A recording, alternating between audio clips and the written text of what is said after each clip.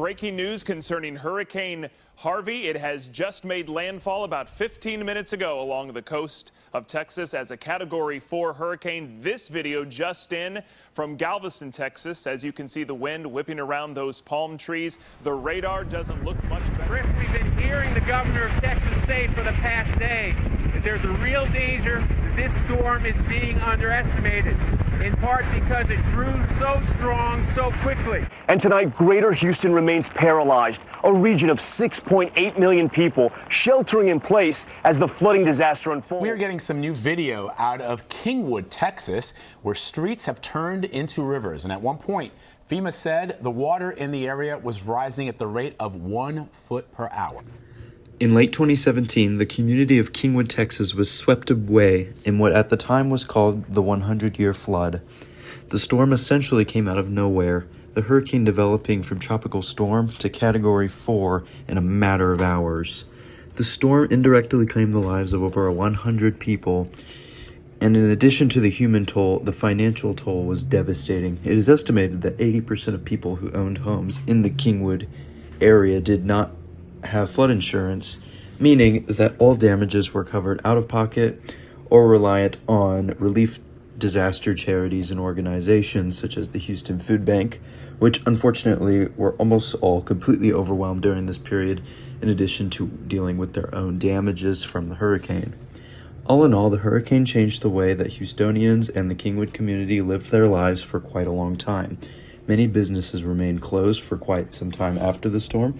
This included essential stores such as H-E-B, Kroger, many local food joints such as Torchy's, the Kingwood Pizzeria, and the Mexican restaurant Chachi's, which remained closed for several months following the storm. This, as you can imagine, would be quite difficult for a working family with 2 boys that were in elementary school. Tonight, we also spoke with a business owner just around the corner from right here who says without having flood insurance, he's not sure how he's going to rebuild. It's tough for us right now. Joseph Wen says for the past 6 years, this frozen yogurt shop in Kingwood has been his family's livelihood. This is 6 feet right here, so you're looking at about almost 5 feet.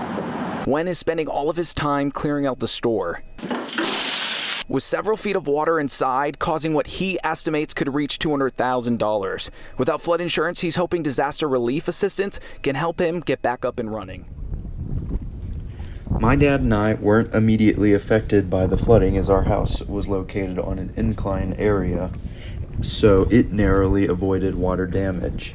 My dad worked for a company called Halliburton at this time, and he had to deal with many of the damage due to high winds as it was located closer to Galveston. This was very stressful, and he was working hard, long hours to make sure he was doing his job right. In talks with my dad, he told me about how my Cub Scout leader at the time was discussing with him what he was going to do after his house flooded out. My Scout leader replied to him saying, "Well, right now we're working with $25,000 increments of money that we don't have." In recent talks with my friend at the time, Will, he told me many details about what he and his family went through during this time of crisis, as they were victims of flooding, having about 3 feet of water in their home. He described to me that they had moved most valuables upstairs prior to the flooding as they were acutely aware of what may happen. Thankfully, they were fortunate enough to have flood insurance at the time. Their home required over 3 months of renovation work and repairs, so the insurance covered them to stay in an apartment during this time, which was quite difficult considering that he had 3 sisters. Hurricane Harvey was the most devastating storm since Hurricane Katrina, with damages of over $160 billion.